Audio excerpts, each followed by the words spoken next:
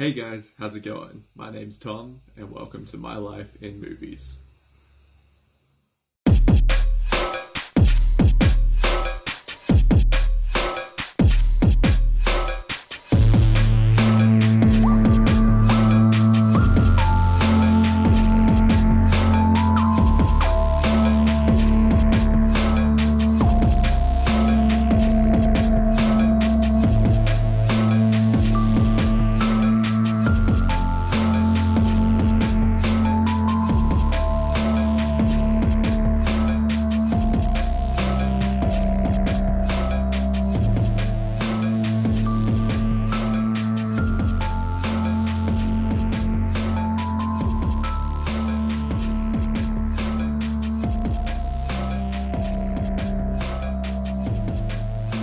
So today we're going to be talking about 2002 revenge thriller Sympathy for Mr. Vengeance. Sympathy for Mr. Vengeance is a Korean revenge thriller that was released in 2002. It's the first part of Park Chan-Wook's Vengeance trilogy, which also includes Oldboy and Lady Vengeance. I've always loved Oldboy. It's been one of my favourite movies for almost 10 years now, so I recently picked up the trilogy box set so I could finally watch the other two films. Sympathy for Mr. Vengeance is a tale of revenge and what people are willing to do for those that they love. It stars Shin Ha-kyun as Ryu, a deaf and mute man who is desperately trying to find an organ donor for his sick sister. He is extremely willing to give up his own kidney for his sister, but they are not the same blood type. He has also recently been fired from his job in a factory, but desperately needs to find the money required for the surgery. When Ryu realizes that he will be unable to pay for his sister's surgery, he and his anarchist girlfriend decide to resort to desperate measures. They decide to kidnap the daughter of his former boss's friend, a tycoon named Park, who is played by Song Kang-ho, who you may know from his incredible performance in the 2019 film Parasite. In what can only be described as a series of unfortunate events, things consistently go wrong for Ryu, and it leads to Park setting out on a brutal quest for revenge against the kidnappers. This film is a story about the cycle of violence and the consequences of seeking revenge through violent means. It is bleak and brutal, and the most realistic depiction of a kidnapping gone wrong that I've ever seen.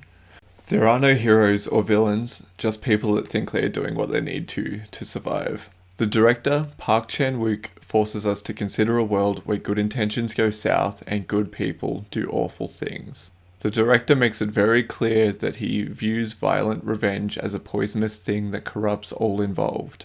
And at times this is shown through extremely intense moments of violence, the most horrific of which involves a brutal and prolonged bludgeoning.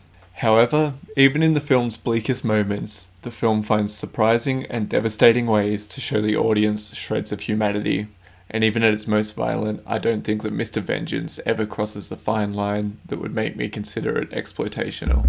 There were many times throughout the movie where I was left with my jaw dropped in genuine disbelief of what I was seeing. I had stronger reactions to the most shocking parts of this film than I've had to any movie in a very long time. I don't want to rob anyone of seeing these shocking events for themselves or take away from the experience of it at all, so I won't go into too much detail. But just believe me when I say that it gets very, very heavy by the end of the film. This is by no means a feel-good movie. In fact, it's pretty likely to leave you in a pretty shitty mood. It grips you tight and demands your attention to the point where even if you did want to look away, I'm not sure that you'd be able to. I've read during my research for this film that it was written in under 20 hours, and that is such an incredible feat, as this is up there with the best thrillers that I've ever seen.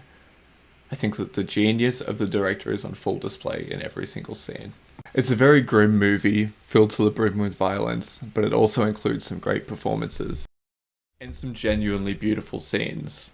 There's a number of scenes that take place at a river, and even though a lot of the acts that are happening there are horrific, it's still just shot in such a beautiful way. Despite the flaws of all the characters found in the film, I'm sure you will find yourself empathizing with each of the main characters because they are written to be so realistic.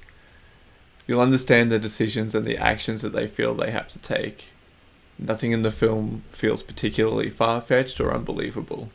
In fact, I don't think I'm alone in thinking that if I was put in that same circumstance, that I would do everything that these characters do. I read that the director's original view for the film was to have it desaturate as the violence of the film worsened until it was eventually all just black and white. But due to budget constraints, they were unable to do this. Personally, I would love to see this vision come to life, but given that the movie came out around 19 years ago, I just don't think it's all that likely to happen. Much like I said when I reviewed Ikiru, I don't think I'll be watching this film again anytime soon. But it's for way different reasons to what it was for Ikiru. This film is unrelentingly bleak and shocking in a way that almost makes the viewer feel hopeless. But it's made so well that I wouldn't hesitate to recommend it to anybody. On Letterboxd, I gave this movie a 4 out of 5. It's an incredibly crafted film and one of the best thrillers I've ever seen, and I'd recommend it to anybody that's looking for something dark. So for people that enjoyed movies like Seven, Shutter Island, or Memories of Murder, I give this film my fullest recommendation. So those are my thoughts on the film Sympathy for Mr. Vengeance. Don't forget to like, comment, and subscribe while you're here. It really helps me out a lot. Have you seen the film before? If you have, comment down below and I'll be sure to get back to you. I'd be really interested to hear other people's thoughts about this movie. Thanks for stopping by, and I'll see you next time.